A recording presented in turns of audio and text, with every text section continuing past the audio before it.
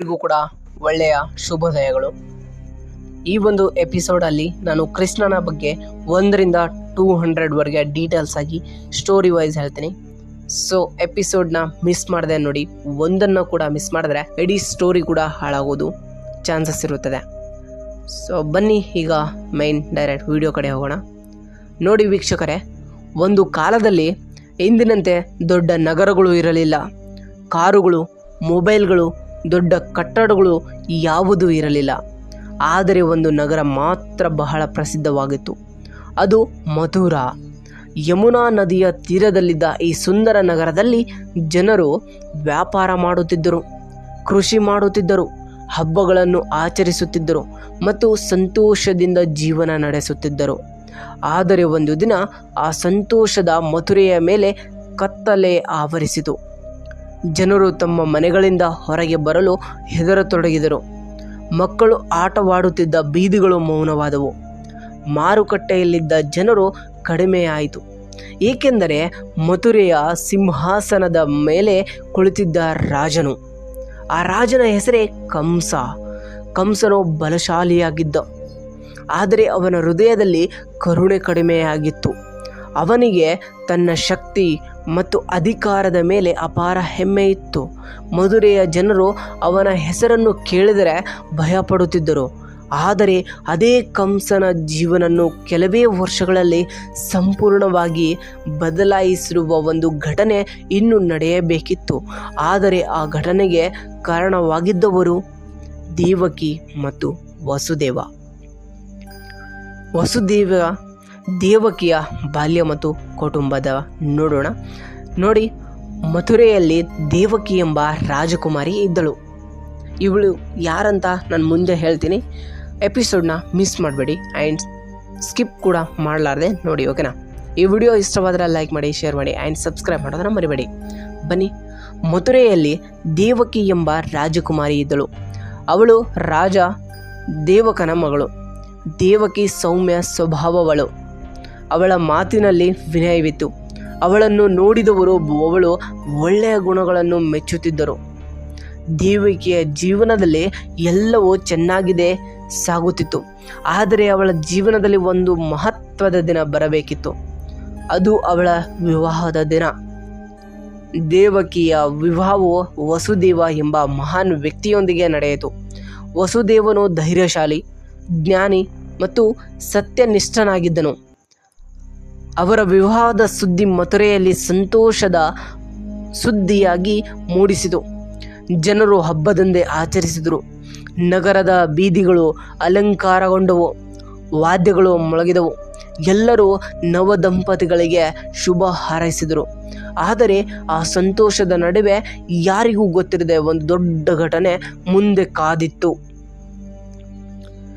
ವಿವಾಹದ ನಂತರ ದೇವಕಿಯನ್ನು ಅವಳ ಹೊಸ ಮನೆಗೆ ಕರೆದೊಯ್ಯಲು ರಥ ಸಿದ್ಧವಾಯಿತು. ನೋಡಿ, ಆ ರಥವನ್ನು ಓಡಿಸಲು ಸ್ವತಃ ಕಂಸನೇ ಮುಂದೆ ಬಂದರು.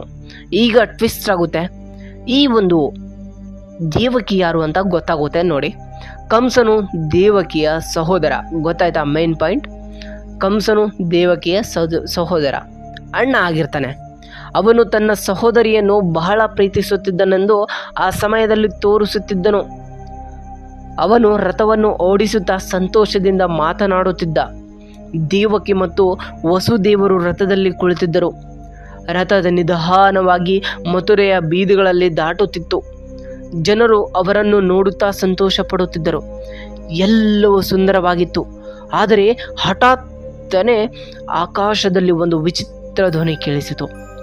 ರಥ ನಿಂತಂತೆ ಆಯಿತು. ಕಂಸನು ಆಶ್ಚರ್ಯದಿಂದ ಮೇಲಕ್ಕೆ ನೋಡಿದ.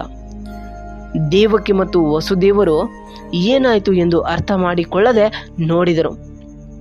ಆಗ ಆಕಾಶವಾಣಿ ಒಂದು ಹೇಳಿತು, ಕಂಸನೇ, ನೀನು ಇಷ್ಟ ಸಂತೋಷದಿಂದ ಕರೆದೊಯ್ಯುತ್ತಿರುವ ದೇವಕಿಯ 8ನೆಯ ಮಗುವೇ ನಿನ್ನ ಅಂತ್ಯಕ್ಕೆ ಕಾರಣನಾಗುವನು.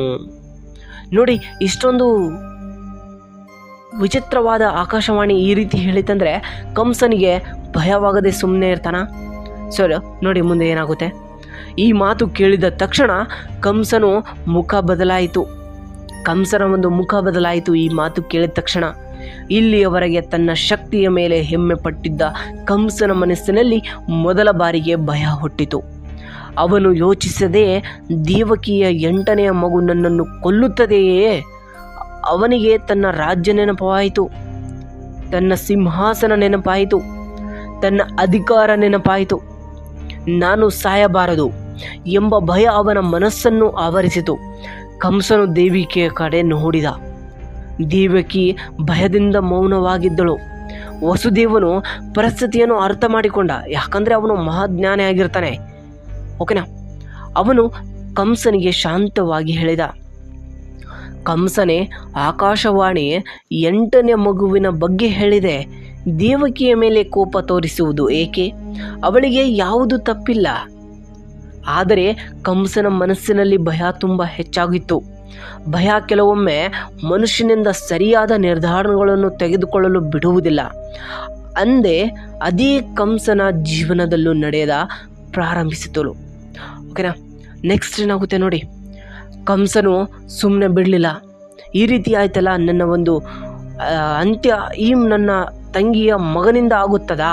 ಅದು 8ನೆಯ ಮಗುವಿಂದ ನನ್ನ ಆಗುತ್ತದಾ ಅಂತ ಹೇಳಿ ಈ ಕಂಸ ಏನು ಮಾಡ್ತಾನೆ ನೋಡಿ.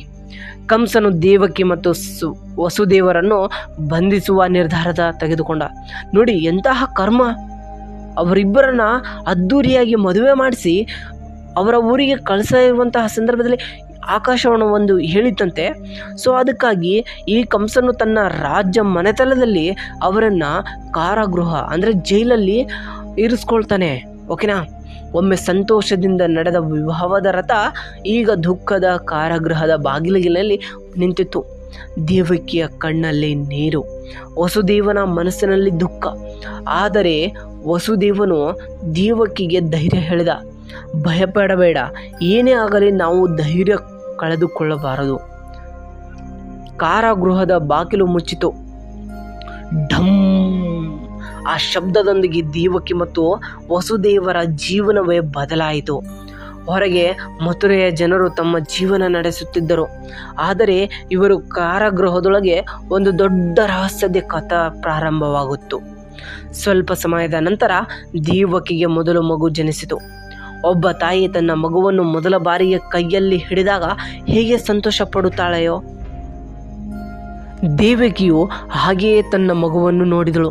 ಅವಳ ಕಣ್ಣಲ್ಲಿ ಸಂತೋಷದ ಕಣ್ಣೀರಿತು. ನೋಡಿ ಎಷ್ಟು ಆನಂದಕರ! ವಸುದೇವನಿಗೂ ಅಪಾರ ಸಂತೋಷವಾಯಿತು.